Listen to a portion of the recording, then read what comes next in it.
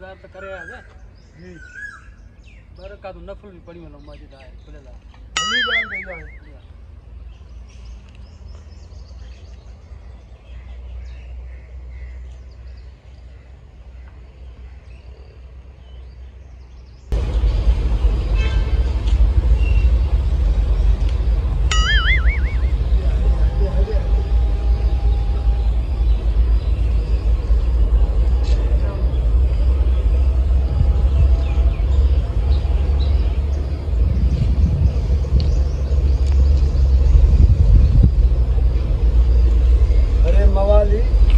तो करे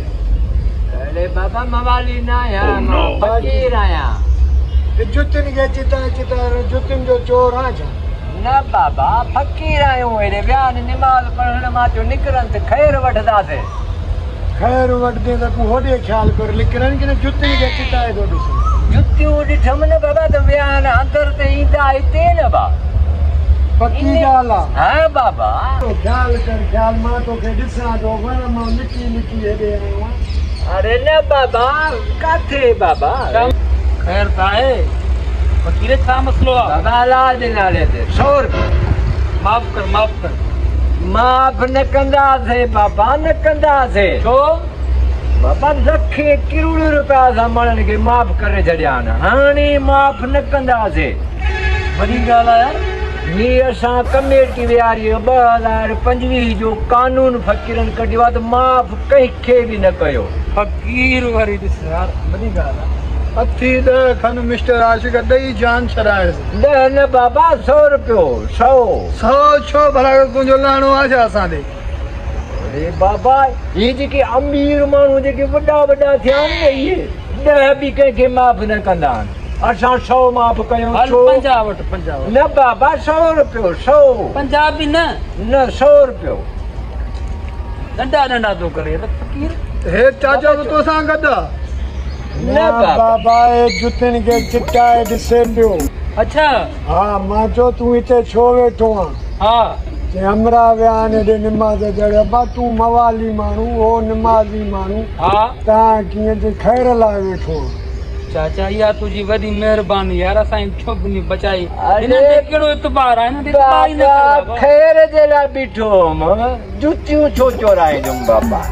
ए तमा इत्तेफाक अची केड़ी खबर पे अदा मान हला हलवा बाल तू हल फकीर जानो तो सा जानो 100 रुपया फकीर गाल बुध अल्लाह जे नाले तो करे नी हां बाबा 100 जेको भी मिले 10 मिलन 20 मिलन मानू बिस्मिल्लाह करे वड़दो 100 वट दूं बाबा तू छो चयो माफ कर छो न चवा माफ कर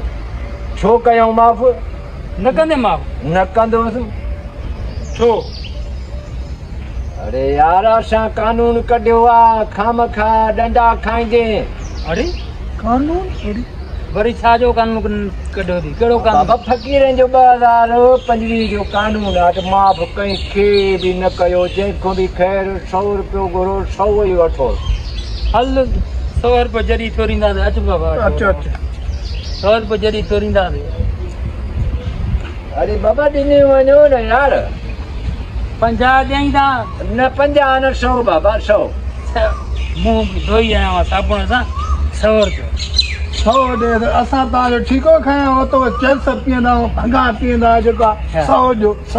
अरे अल्लाह जे नाले ते घुरऊं था अल्लाह जे नाले ते दीदा अरे वो के यतीम ॿार खे ॾियूं वञी 50 रुपया जाते असांखे फ़ाइदो भी मिले तो जन मोबाइल न कॾहिं असांखे कहिड़ो फ़ाइदो मिलंदो हितां वेंदे वञी भंग टुकड़ो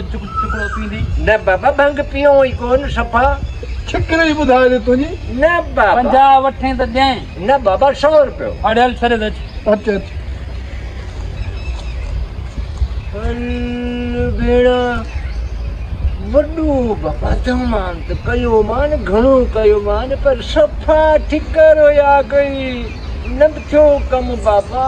हल बाबा वरी ॾींहुं